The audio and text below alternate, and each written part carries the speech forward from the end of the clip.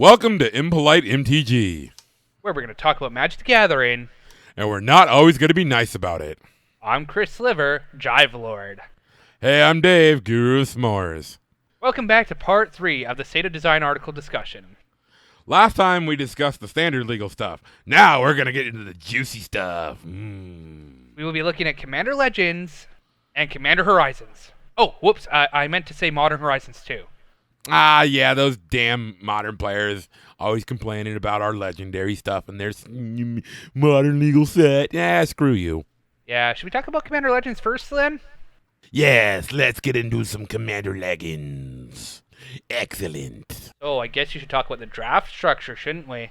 It sucked. Fix it, Gavin. Yeah, I mean, I don't know what to say really. I never got a chance to experience it, but I know you tried a couple times. I had talked to a few friends who'd done the draft. I'm like, hey, I've got enough Commander Legends here for us to draft. Do you want to do it? And they're like, nah, it's not even any fun. We're better off playing our own decks and just playing actual Commander. I'm like, alrighty then. Like, it came up at least 3 times, and twice with one person, one with somebody else, and they both said, yeah, just not worth doing. That's kind of a problem, because it was supposed to be this great opportunity to have a semi-limited structure for Commander. They designed the booster packs to have 20 cards in them, and it not working just kind of... It's how Wizards usually goes. They do something, it doesn't really work, they'll try and dial it in, and they'll try and get it right next time. I just don't think there's much else to say about it at this point. I mean, at least they got the lore right if they, failed up the draft component. Yeah. Yeah, so what do we think of the overall, lore of the set? Like, there seemed to be a lot of stuff going on. We got to revisit some old characters, got to introduce some new stuff. And this is something I actually dislike about the Strixhaven decks, or the Commander Precons? The Ikoria Commander Precons. I really like that Commander is our window into different parts of the multiverse. And Commander Legends was exactly that times 10. So we got these new characters and characters that have been wanting to hear about. All the LGBT people were super happy because they finally got their lesbian couple. And then we got to see the return of Baron Singer, which a lot of people were happy about. And we just got all these nice little cool callbacks to, old Magic. This is where modern day R&D excels. You acknowledge that you're a 30-year-old game. You're going to call back to what worked and what people liked and celebrate the history of Magic instead of just saying, oh, well, we're just going to make Fortnite and all this other random crap. No, Magic works when Magic works with itself. Yeah, I mean, Gavin was the lead on this one. This is kind of a passion project of his, and I think he hit, the perfect window into the multiverse. I agree. It also speaks to Gavin as a community leader. He's very tuned into what people want. He clearly listens to people's feedback. He's very insightful into what it is Commander players actually want. Or not even just Commander players, but just what Magic players in general want. And that is really, really nice of him that he takes the time to listen to us and then actually implement the feedback. I agree, yeah. And there's really nothing else to say about him. His YouTube channel is fantastic. He covers, I love Good Morning Magic. Design elements that we don't get to see elsewhere and explains why things happen the way they do. Yeah. I mean, he was a pro player. He has a lot of Magic history. He's probably one of the best that ever existed in the game. And I don't mean to, crush on the guy, but, I'm just stating the facts here. Yeah. Well, yeah, definitely. So the lore was it was all, just perfect 10 on that regard. I really don't think there was much there that we didn't get lore-wise that, we would have wanted otherwise. So, anyways, let's move on to the next topic. Cool Commander designs. Holy crap, are some of these guys, really intense. Yeah, we just got some really interesting stuff that's just so off the wall. Tevish Zot, incredible, well-designed commander. Yeah, he's a planeswalker. I know not everyone likes that, but oh, wow, was he fun. Not even just the super powerful stuff. The things that really got me going was my favorite commander out of the whole set is probably one nobody would suggest. They'd probably oh, you probably really like Sakashima or something. No, I love Arkelos. Arkelos just being this tap dancing grandpa turtle guy. He's yeah, your stuff is gonna be slow and my stuff is gonna be fast. And I just thought that was a great design. And then we got Yarlock of Scorched Thrash. We just got really so many off of the wall niche designs for different color pairings that for me was where the set excelled as far as the design of the new commanders. Yeah, I definitely agree with that. One thing I was kind of disappointed about was the partners. There seemed to be a lot of imbalance in that category of commander. Some of them were fantastic. Some of them I would highly recommend you like play whenever possible. But other ones just kind of I don't get why they were included. Yeah, like Itch Techic. I looked at that card and I'm like, why did they make a green partner that cares about splicers and all this stuff? I don't really want green caring about artifacts. The whole point of green, in my mind, is that it should hate artifacts with a burning passion. And it's like, no, artifact, die. That should be green. It's not natural. Die. Bit of a flavor fail in my mind. Yeah. There. Green shouldn't be interacting with artifacts unless it's to blow them up. The other thing, though, is like there were so many commanders introduced in the set that a lot of them got overshadowed really quickly. Yeah, just comes back to bandwidth. There's too much noise all at once. The chaff is going to fall to the bottom and the way is going to rise to the top.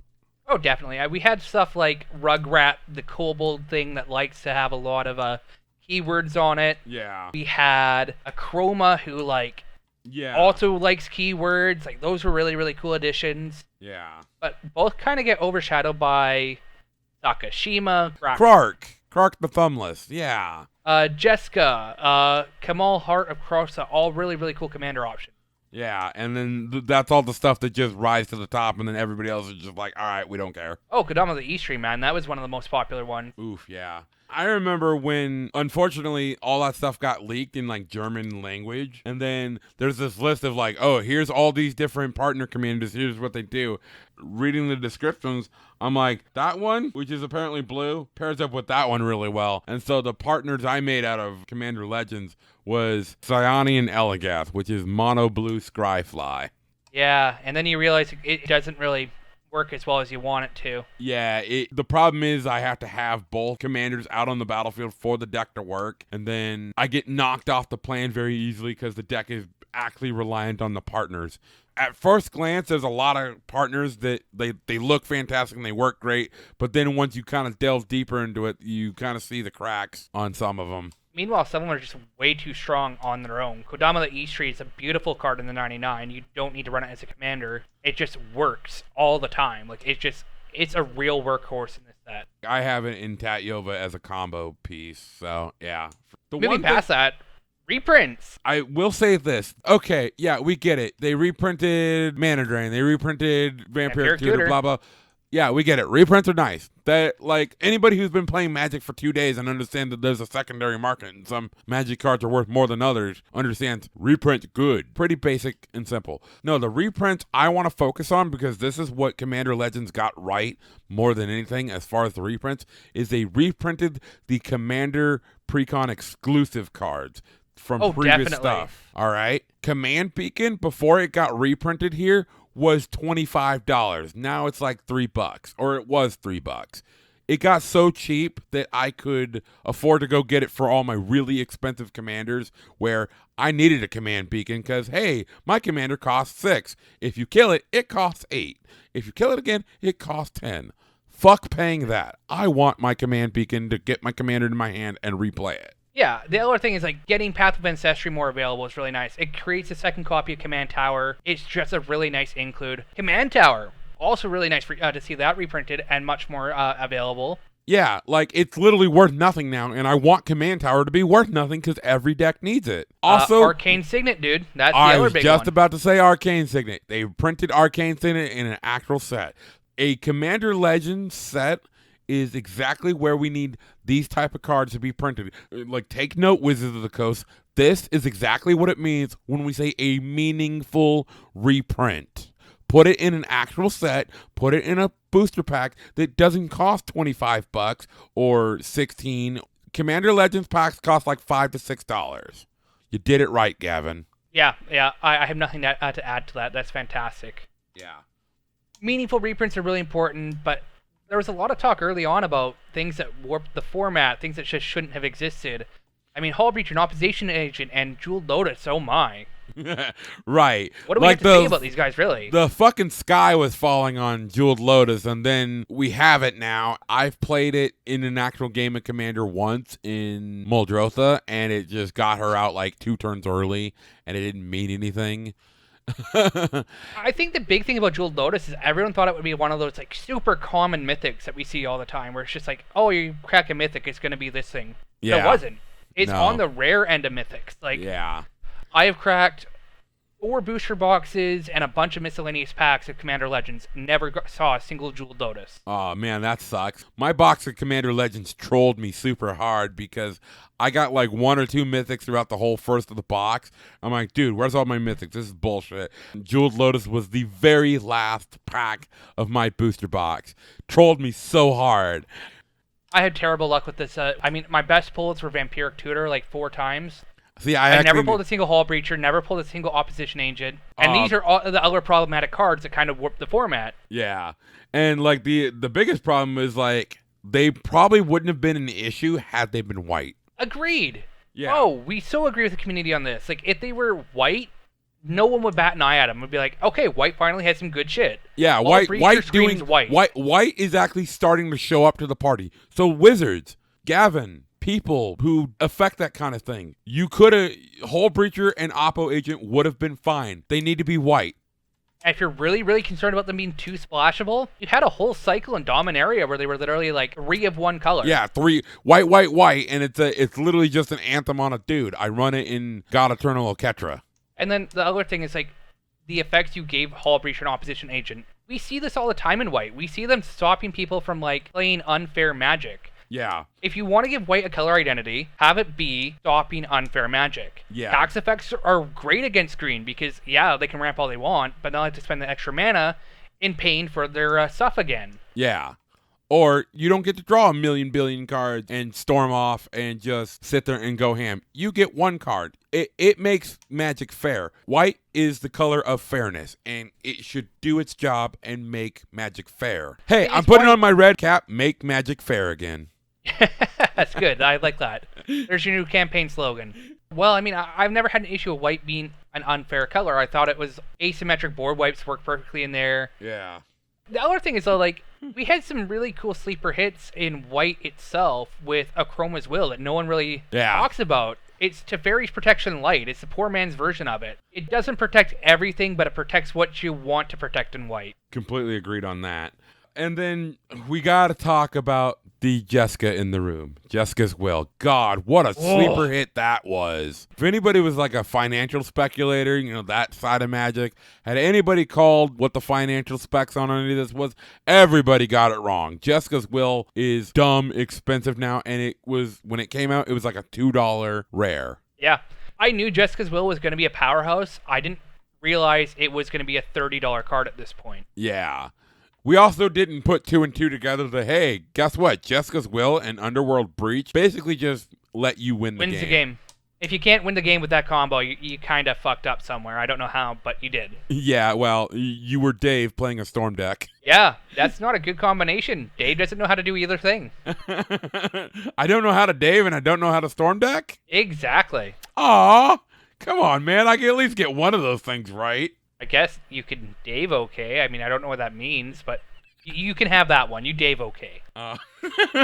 Okay, gee, thanks, Chris. I love you too. Let's get into some of the mechanics of Commander Legends, and we're just going to briefly talk about these real quick because there's not really a whole lot to say about any one mechanic. We only got a couple mechanics in the whole set. Encore, Cascade, Monarch, and Partner. Let's start with Encore. I like it. It's a unique take on the graveyard strategy. It kind of does something that you don't really see very often, and it produces tokens of cards that are attacking. Like, it's just really, really cool. Yeah. Well, also, the thing I like is that it's a graveyard mechanic, but it's not. Okay, here's the Golgari mechanic. It's this interesting thing. It works in a way that all the colors can actually kind of play with it, and so that's where they got it right. Cascade, this is more your wheelhouse. So we could briefly sum this up as more candy, thank you. Yeah, I mean, the only other thing to add is, like, I want to go back to Alara, or another plane where Cascade makes sense to be a core mechanic of that set. Yeah, like an actual flavor aspect. Yeah, definitely. Monarch was fantastic. Conspiracy kind of sits in a weird place for me because I don't draft. conspiracy existed in a place where I was aware of it, but never really experienced it. So to get Monarch into Commander Legends and actually get to feel the full breadth and width of what Monarch can do and how different aspects of Monarch can matter, love it. Chef's kiss. Oh yeah, the last Mechanics partner, we've already touched upon it. There's really nothing else to add here. Yeah, we've already touched on this, so now we're going to get into Modern Horizons 2. Yeah, do you want to start us on this one? I know you're very excited about one sort of creature type in this set. Squirrels! There's also Esper Sentinel, which I was excited about. Dude, Esper Sentinel do work. I've actually gotten to play Esper Sentinel. That dude do work. Turn 1 Esper Sentinel is one of the most... Oh, God. I would almost argue that game. Turn 1 Esper Sentinel is almost better than Turn 1 Soul Ring. I mean, if you can do both, do both. But yeah. They're not paying mana turn 1. Unless they drop their own Soul Ring, they're not doing that. Yeah, definitely. So Esper Sentinel was fantastic. Also, Squirrels, man. Oh, so good. Dude, do not sleep on Chatterfang. That guy will Chatterfang is fuck you up. dude. Dude, there's a guy at my local game store. He plays a Chatterfang deck. He's just always winning with it. Dude, the other thing with Chatterfang, though, is it's not just Squirrels. He makes every token strategy better. Yeah, really. We definitely love getting goodies in Modern Horizons, but it is a set for Modern. Make Commander Horizons. Oh, wait, that's just Commander Legends. You know what's weird, though? I heard there was people complaining about there wasn't enough Commander stuff in this set. It says Modern Horizons on the box, and it's the second time they've done this. I would actually argue that they scaled back the Commander stuff. We had a bunch of shit in Modern Horizons 1, and they're like, yeah, we probably went a little too hard on the Commander stuff. Let's dial it down a little bit. No, I actually kind of think it's about the right amount. Yeah. I mean, there's certain cards that I don't think we will ever really fully embrace in Commander. Ragavan is cool, but I think Ragavan is a 99 type of card for Commander. He's definitely a stronger modern card than he is in Commander. For sure, and that's why he's dumb expensive right now. What is he, $80 a pop or more at this point? Yeah, $80 last I looked at the time of recording this video. Just insane to me. I think it's a mistake to build him as your commander. I agree. But then you get Period the Volatile. That's not getting played in Modern. That's a Commander card. Oh, definitely. It kind of has a nostalgic flavor win of being OG Elder Dragon type thing. Yes. I know a lot of people are kind of mixed on him. I think he does bring an interesting take to Mardu Aristocrats. Sure. But dude, we got a crap load of mechanics in Modern Horizons 2. 59 non-evergreen keywords were brought into the set. It's not a newbie-friendly set. Yeah. So, you know what?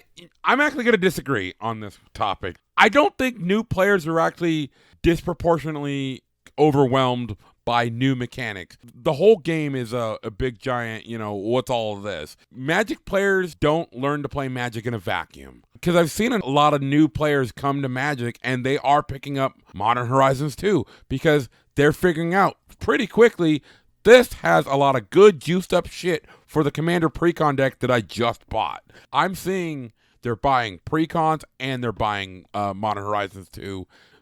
Yeah. So are you saying that this is a good set to introduce new players to complicated or older mechanics? Yeah, I think it is. Yeah, okay. I mean, this set has so many different things going on that it can be a little overwhelming, which is an argument against the newbie player enjoying this set. But at the same time, I get it. We don't play in a vacuum, like you said. Let's just let them enjoy it. If they want to try and pick up a more complicated deck, let them try it here. I agree. Magic players are stupid. People are stupid. They don't know anything. No, give people the benefit of the doubt. They're going to be able to figure it out. And if they can't figure it out, there's people like you and me who are going to pick these guys up and get in, loser. We're going to go play Magic. Yeah, and, moving away from the whole mechanic side of things, there are cards in this deck that seem very, very complicated. But then you get stuff that new Enchantress commander. Oh, Seth's Harvest Hand, yeah. Yeah, so what are some other really interesting commanders out of the set? Well, I think Grisk deserves an honorable mention. For Him, sure. her, them is just a really unique sort of build. They found a way around that whole you're not allowed to planeswalker in the command zone. Yeah, Wizards keeps figuring out a way to that pesky rule that the rules committee is oh yeah, they have to be legendary creatures. Yeah, Wizards keeps finding little loopholes, kind of like American tax law. Yeah, they are sneaky like that.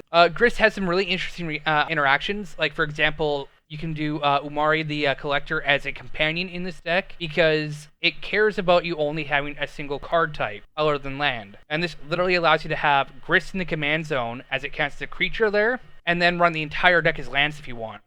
We've talked a little bit about Golgari commanders. I do have one more I want to bring up, but I want to move away from Golgari for a second here. Are there any interesting commanders that you want to talk about? One of the other commanders, I won't say that I like them. I like the idea of what he's doing, and that's Garth One-Eyed. I really like the idea of Wizard of the Coast molesting the reserve list. You mean Garth Brooks, right? That's who we're talking about here? Yeah, Garth Brooks over here, twanging away.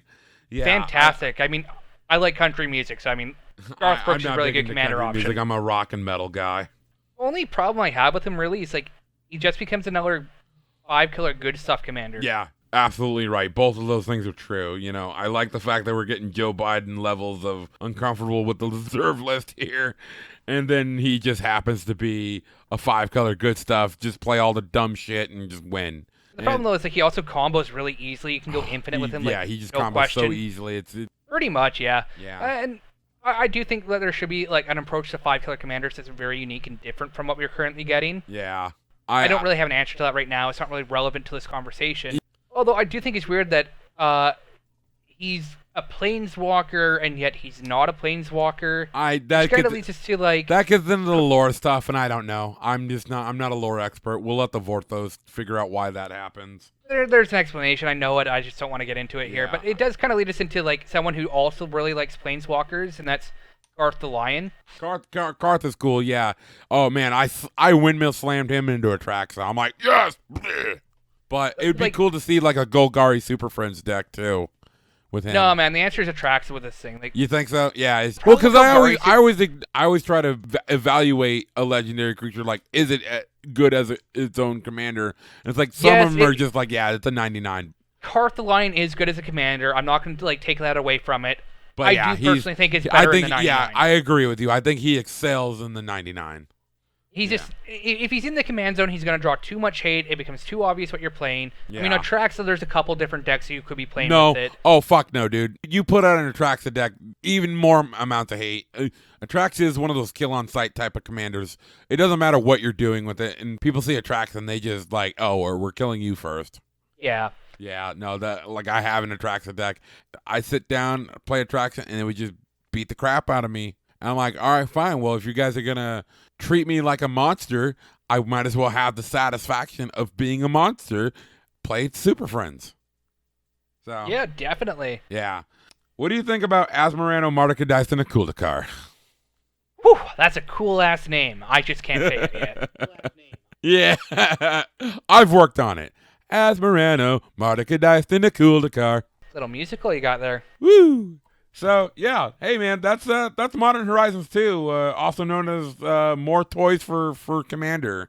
Yeah, I mean honestly, like between the two sets here, they are just really, really well put together. I think we can both agree that we want to see more sets like these in the future. Definitely. But not too soon. Yeah. Wizards, like especially the CEOs at Wizard, and more specifically Hasbro, they need to understand the concept of oversaturating the market. And it's something, I think that's something that's very lost on them because they're they're driven by profit motives, but it's like you can damage your brand by oversaturating the market.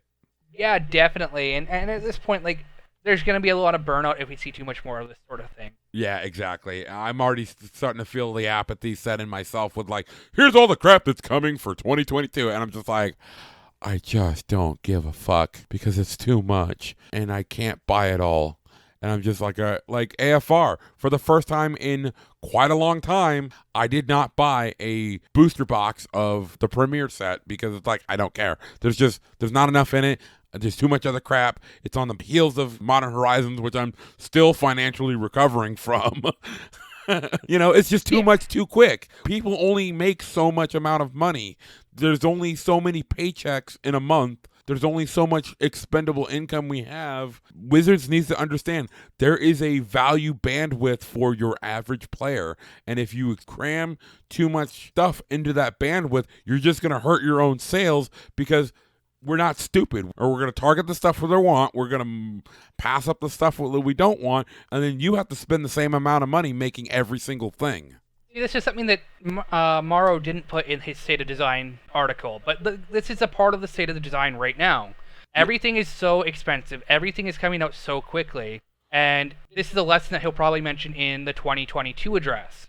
But we should mention it now because we need to acknowledge it. Yeah, and like for Wizards people, if they happen to see this, it's like we understand you can't talk about all of this kind of stuff because it gets into finance, and I know Wizards can't acknowledge the secondary market and all that stuff. That gets into some dubious legal territory. We don't publicly acknowledge it, but we know they acknowledge it. For sure. It should at least be on their radar. And I would like to say, like, put it on their radar, like, too much too fast. Yeah, I agree with that. Yeah, so aside from Commander decks, I honestly think we covered most of the article here. Just like Mark, we should probably sign off here. To quote the end of Mark's article, and with that we come to the end of this year's look back. We tried a lot of cool things, most of which seemed successful, but didn't come out without some thoughtful feedback from the players. There's a lot to think about as we make Magic's future. And then he says, as always, I'm just as eager to hear your thoughts on sets. I'm also eager to hear your thoughts on my thoughts on your thoughts on sets. Well, here you go. And with that, it is also our time to wrap up. This was an insane adventure through multiple planes, a long-winded host, and whatever it was Maro was talking about at the end there. It was a special journey, and we look forward to doing it next year, too. Aw, Chris is getting sentimental on us. How cute. Yeah, definitely time to wrap this one up before Dave gets all huggy again. Give me a hug! I'm Chris Liver, Jive Lord. I'm Dave Guru S'mores. Thanks for spending some time with us. And thanks for watching part 3. God damn it, Dave. God damn it. Hey, Chris. Yeah, Dave, what's up this time? Where's a good place to store your mana dorks? Where is a good place to store your mana dorks? Llanowar shelves. Oh, god damn it. Oh, god damn it. Oh, god damn it. Okay.